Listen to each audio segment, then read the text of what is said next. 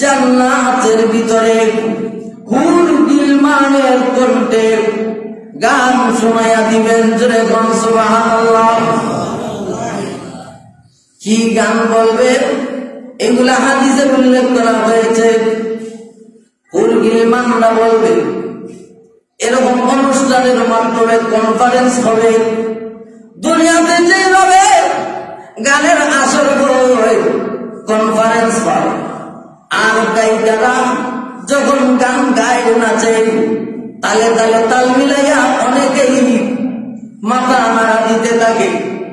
তো জান্নাতের ভিতরে হুর গিলমানেরা যখন গান গাইবে, তখন জান্নাতি পুরুষেরা দেখা যাবে তাদের গান শুনে তারাও পাগলের মতো হয়ে যাবে, এত আনন্দ পাবে। জান্নাতি ঘুরেরা বলতে থাকবেন, নাহনুল খালিদাতু ফালা নাবিদু ওয়া নাহনুন নাইমাতু ফালা নাবআসু ওয়া নাহনুর রাদিয়াতু ফালা নাসখাতু তুবা লিমান কানা লানা ওয়া কুন্না লাহু। জোরে বল আল্লাহু আকবার।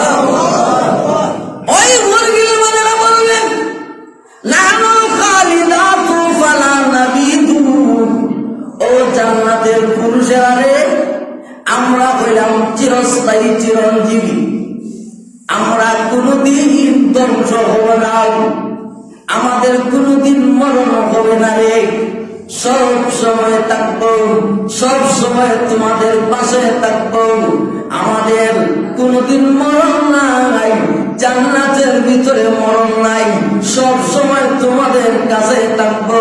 ওয়া নাহনু নাইমাতু ফালা নাবআসু, আর আমরা সব সময় সুখে থাকবো, সব সময় নিয়ামতের ভিতরে থাকবো, সুখে শান্তিতে থাকবো, কোনদিন দুঃখী হবো না, কোনদিন অভাবগ্রস্ত হবো না, সব সময় নিয়ামতের ভিতরে থাকবো। ওয়া নাহনুর রাদিয়াতু ফালা নাসখাতু, আর আমরা কোনদিন স্বামীর উপর অসন্তুষ্ট হব না, কোনদিন রাগ করব না, কোনদিন স্বামীদের সাথে ঝগড়া করব না, অসন্তুষ্ট হব না। তুবা লিমান কানা লানা ওয়া কুন্না লাহু, সুসংবাদ তাদের জন্য যারা আমাদেরকে পেয়েছে এবং আমরা যাদেরকে পেয়েছি। যেরকম আল্লাহু আকবার। আল্লাহ নবী বলেন, ওই কথাগুলো এত মিষ্টি হবে, এত মজার হবে, এই দুনিয়ার যে গান আছে, ওই দুনিয়ার গানের চাইতে 1000 কোটি গুণ বেশি সুন্দর হবে জান্নাতের গান। এত মজার হবে, এত আনন্দদায়ক হবে জান্নাতের গান, এই দুনিয়ার গানের চাইতে কোটি কোটি গুণ বেশি মজার হবে। তো সেই গান শোনার আমার ইচ্ছা আছে না নাই? জান্নাতের ভিতরে যদি গান শুনতে হয়, এখন থেকে তওবা করে দুনিয়ার গান ছেড়ে দেন। দুনিয়ার গান যদি ছেড়ে দিতে পারেন আর শুনেন না যে আমি জান্নাতে গিয়ে শুনবো, তাহলে আল্লাহ রাব্বুল আলামিন ওই অনুষ্ঠানে শরীক করবেন, ওই অনুষ্ঠানের ভিতরে ঢুকতে দিবেন। আর নাইলে কিন্তু জান্নাতে গেলেও গান শোনা যাবে না। তো গানেরও